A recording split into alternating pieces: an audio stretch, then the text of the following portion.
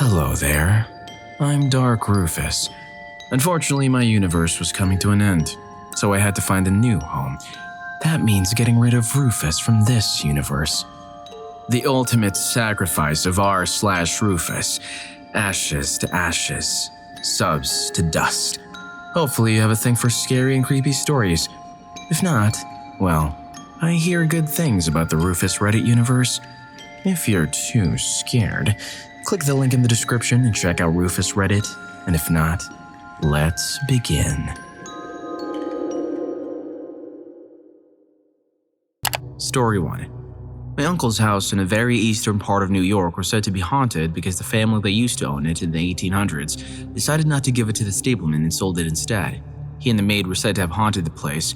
We always used to joke that you would hear people or things moving at night, but since the house is old, we used to just laugh it off. My uncle's friend had her and her sister stay over the house one night, and the friend noticed a maid bringing towels down the stairs when she woke. She saw the maid again, bringing what looked like a percolator down the stairs. She was so impressed by my uncle hiring staff. He's a neurologist in New York City, so he has a habit of spending a little bit extra. She went back to bed and woke up later downstairs to see my uncle and his friend just chatting. She asked where the maid went, and she thought the maid was cooking breakfast. My uncle had no idea what she was talking about, and asked what she looked like. The sister explained and he laughed, walked her to the living room and pointed to an old picture. She said that was the woman. My uncle replied, "Yes, she's been long gone for about 100 years. The entities never did anything that could hurt us. My uncle had a paranormal group come in and do the sound records and such. There were only 3 instances in the night that something was heard. The first one, 'I'm Tim,' is heard in a bedroom where a guy named Tim actually slept. The second was a woman screaming or moaning, but it could have been the wind. The last one was the only one that freaked me out.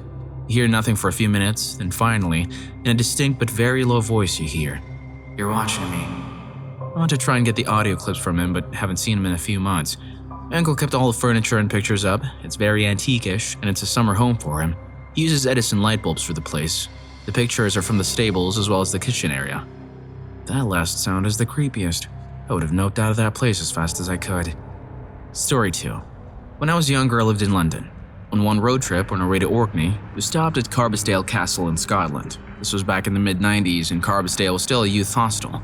It has since been sold to a private owner. Shame. It was a beautiful building built around 1900, I think. The funny thing is that the central tower only has 3 clock faces. The lady it was built for had some dispute with her husband's family, and they used to ride the train past the castle. As a result, she did not have a clock facing the railway because she wouldn't give them the time of day. Anyway, there are lots of ghost stories about the place. A groundskeeper, a maid, and some woman in white, supposedly the owner from memory. I knew this, so I wasn't too keen on going anywhere spooky by myself. I'd negotiated with my older sister to meet in the game room. She was going to have a smoke, then head there. I figured I'd give her a 5-minute head start and then head there, expecting her to be there. Now the game room is creepy. There's a secret passage under the stairs in the main hall that opens into what is essentially the old servants' quarters under the building. There's no decoration down there, no wonderful hanging paintings, no trim, no chandeliers. The sets of stairs are sturdy and functional, and each set of stairs turns sharply so you can see more than a few meters. Also, each set was entirely painted in some lunatic's idea of what people might consider fun. Gaudy, bright colors, floors, walls, ceiling, entirely painted. Each set of steps has a different color. Okay, so that's creeping me out already. I get to the bottom of the stairs and it's the long hallway perpendicular to the stairs. There was a door opposite, a piece of paper on it stating Games Room. Still thoroughly spooked thanks to the gaudy stairwell to hell, I listen at the door. I'm not going any further by myself. Tip, tap, tip, tap, tip, tap. Sweet, someone's playing ping pong. I open the door. A ping pong ball is bouncing by itself on its table in the middle of the room. Tap, tap, tap, tap, then off the table and onto the floor. At least, I presume it hit the floor. I think it bolted so fast up those goddamn stairs that I was in the main hall before it hit the ground. Trying to stay cool, I thought maybe my sister was just trying to spook me. She came into the main hall from outside where she decided to have a second smoke with some handsome Italian dude she met. I didn't go down there again, but I would like to. Now that it's been bought by a private investor, I probably will never be able to. Now, the ping pong ghost is their problem. Story 3. My husband and I own a martial arts school, and the building that it's in is about 130 years old and is next to a church. I never believed in the paranormal, but the things that happened there didn't just happen to me. It was decrepit, and we basically did all the work ourselves. Old, creaky, and drafty. There was a knob and tube that we had to get an electrician to change out, so here's a bunch of things that happened. When we'd be working with things like drills and electric saws, I'd hear the tinkling of a music box, and I'd stop everyone to ask if they heard it too. No one else did, so I assumed it must have been some music from the church coming through. My husband would often hear a woman's voice calling his name from the bottom of the stairs. It's 2 floors, a basement and a loft, and thinking it was me back from work, would always ask it to come up. It turns out the building was empty. It happened 4 or 5 times. One night, there's a small apartment in the 2nd floor connected to a large hall. We woke up hearing what sounded like a broom sweeping across the wooden floors in the large hall. My husband got up to go check, but once he walked in there, the sweeping sound would stop. It happened 3 more times that night. We chalked it up to mice or squirrels. We had a barbecue in the backyard and I needed to go get more utensils. There's a metal stairwell from the backyard up to the 2nd floor, then there's the main entrance staircase opposite that. I came up the main entrance and heard footsteps pacing back and forth across the far end of the hall. I thought my husband had come up from the metal stairwell to get utensils with me. It was dark and I couldn't see anything. I called out for him and the pacing stopped. There was no response, then the pacing footsteps continued. Annoyed, I thought he was messing with me, so I flipped on the lights and all the utensils from the shelf where I heard the pacing crashed down to the floor, like I spooked something. But there wasn't anything, not even a rat like I thought there might be. One Saturday morning, my husband was on his computer in another room. I'm in the apartment playing with the Tamagotchi app on my iPad when I heard the stereo sitting in front of me click on, and a girl's voice started talking from it. I thought he controlled the stereo from his computer, so I ignored it because he often puts on music to work out before class starts. He teaches the morning class. I do remember thinking what kind of weird indie music he was listening to anyway, because the voice just said, "Hi, my name is..." I thought I heard Katie, but I'm not 100% sure because I wasn't paying attention. I've never known a Katie in my life. "I am blank years old, I'm from blank," etc. I didn't catch the specifics because I wasn't really listening, but that went on for about 2 or 3 minutes until it suddenly went, "Something's hurting me." And when I caught that, I looked up and squinted at the stereo, like, what? "Something's scaring me. Something me." At this point, the hair is standing in the back of my neck and I'm getting up from the couch to take a closer look. "Please, someone tell my parents, tell the teachers, and tell the corrections officer." At the word corrections officer, I just bolted into the other room and started yelling at my husband and cursing him out because I was certain he was playing a trick on me. I told him, "We don't play jokes about dead people." And he's of course looking at me like, "Huh?" When he finally calmed me down long enough to get what I heard out of me and what I was accusing him of, he told me it was impossible and led me to the stereo. It's not plugged in. I thought maybe the stereo picked up the signals from an ebook or something, so after that last fiasco, I went to ask our live-in student who lived with his girlfriend in the basement apartment of the building if anything weird happened. They shot each other an alarmed look and told me this. His girlfriend was sleeping one night when he was working overnight and she heard footsteps come down the stairs and their door open and then closed. All of a sudden, a bright flashlight shines in her face and she can just make out the silhouette of who she thought was her boyfriend because he's tall and she can see the dirty jeans he's wearing.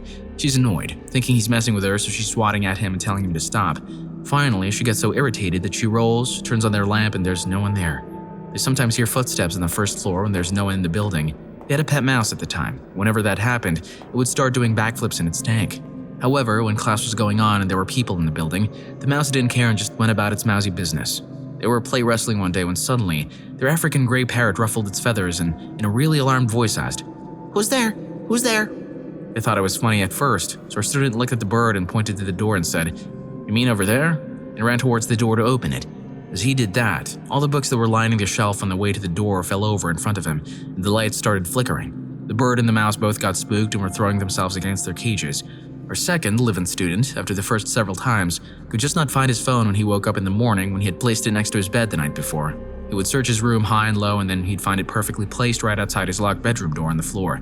Thought he might have been sleepwalking, but his girlfriend says she'd realize it if he did since she's a very light sleeper. So I don't know what that's about.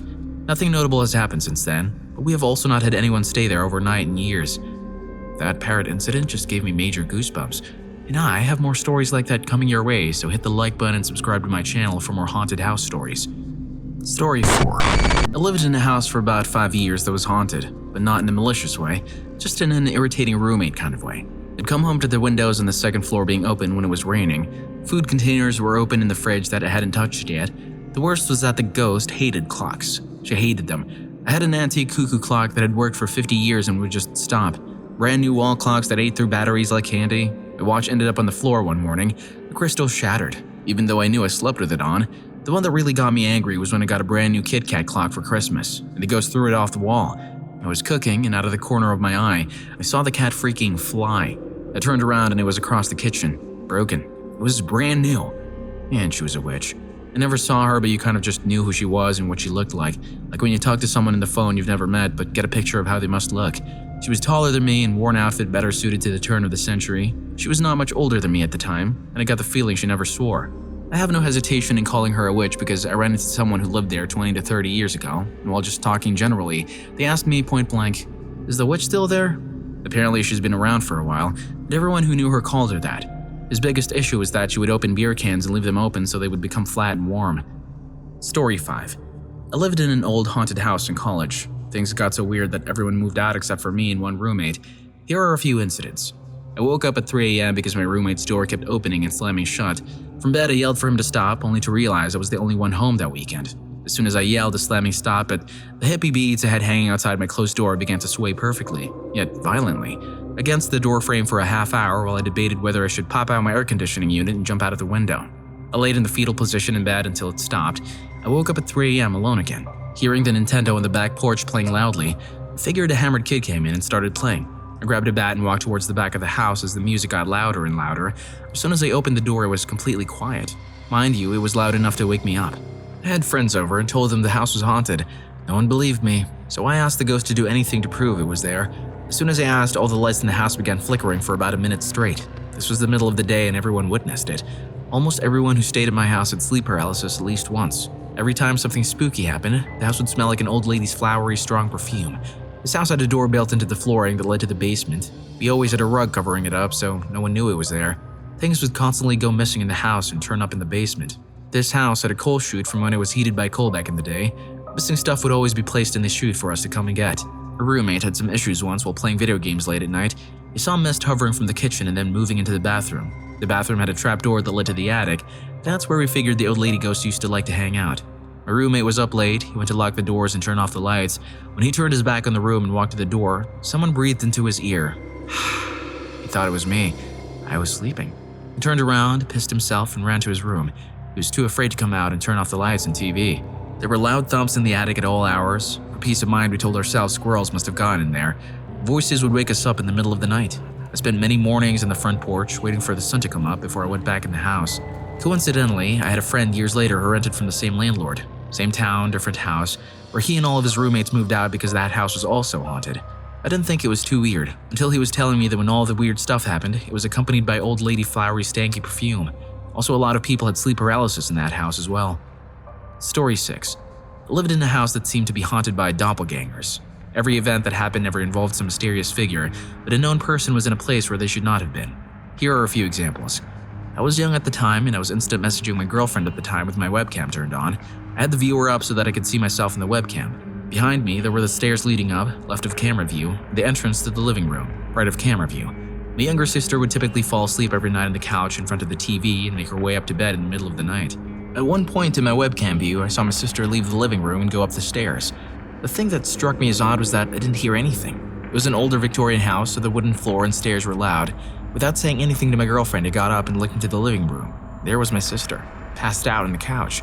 I sat back down and asked my girlfriend if she had seen anything on my camera. She said, "Yeah, I just saw your sister go upstairs." My family was all getting ready to go somewhere. I was sitting in the car with my mom and we were waiting for my sister, who was still in the house. After a bit, she comes out and gets in the car and just looks at me like, "What the hell?" I asked her what's wrong and she said that just before she walked out of the house, she thought I was still inside. So she yelled up the stairs, "One LT obvious, we're leaving." And apparently I yelled back, "Okay, I'll be down in a minute." My mom woke up to someone tapping her foot, and she said someone was standing at the end of her bed who faded out after a couple seconds. She said it looked like me. I had an encounter where I woke up and felt like someone was under my covers, laying up against me. When I said something, my blanket visibly deflated, and I no longer felt anything. When I was 22, I was in the military, and I was diagnosed with type 1 diabetes. It still took like a year after the diagnosis to separate from the military, but I went home on leave for the holidays about a month after the diagnosis. Anyone who has insulin-dependent diabetes typically carries around some sort of kit. Right after I left home to head back from leave, my mom texted me to ask if I'm missing my diabetic kit. I look, and I'm not. She sends me a picture of a diabetic kit and asks if I know it. I've never seen this kit before in my life. Apparently, my sister went into her bedroom and discovered it outside of her window, propped up like someone had set it there. Oh, also her bedroom is on the second floor. Nobody else we know has diabetes. Man, just the thought of encountering doppelgangers is already sending shivers down my spine. Can't imagine how this dude lived with that for quite some time. Story 7. When I was younger, my parents would frequently run errands in the neighboring city and be gone most of the day from morning to night. Our living room was in a spot where you would have to walk through it to get from the back door to reach either the front door or my parents' room. We walked between the couch and the TV while doing so. So I was home alone, and my dad came through the back door, walked in front of me as he crossed the room, and entered his and my mom's room. Then he came back out, walked across my field of vision once again, and left through the back door. He didn't look at me, look at the TV, or really do anything besides walk across the room in both directions. When I asked him what he came home for or if he forgot something, he honestly had no clue what I was talking about. They were an hour and a half away, and coming home for something they forgot would not have made much sense. He was also wearing different clothes when I spoke with him compared to when I saw him earlier. Such a strange experience, and I only saw it that one time. Story 8. When I was young, I remember waking up to see a large shadow standing at the foot of my bed. I was living with my dad at the time. He has a very large, 5-floors terrace house built in the 1800s. Every so often, an unexplainable event happens, such as footsteps when there's no one there or voices. On the night this happened, it was just my dad and me in the house. My sister was staying with my mom at the time. I woke up and noticed the door to my room was wide open. I normally sleep with it closed. I then became aware of a large, around 7 feet tall, shadow-like figure watching me from the end of the bed. When the figure noticed me, it seemed to melt into the floor, and the door to my room slammed shut. Understandably, I was slightly traumatized by the whole experience. I asked my dad the next day if he was in my room, and he denied any knowledge of the event. He's not the type of person who likes jokes. I hope you enjoyed the video, and if you made it this far, I'm sure you'll also enjoy. People who used to not believe in ghosts but do now. What experience changed your mind? Story 4 will give you major goosebumps. See you on that video.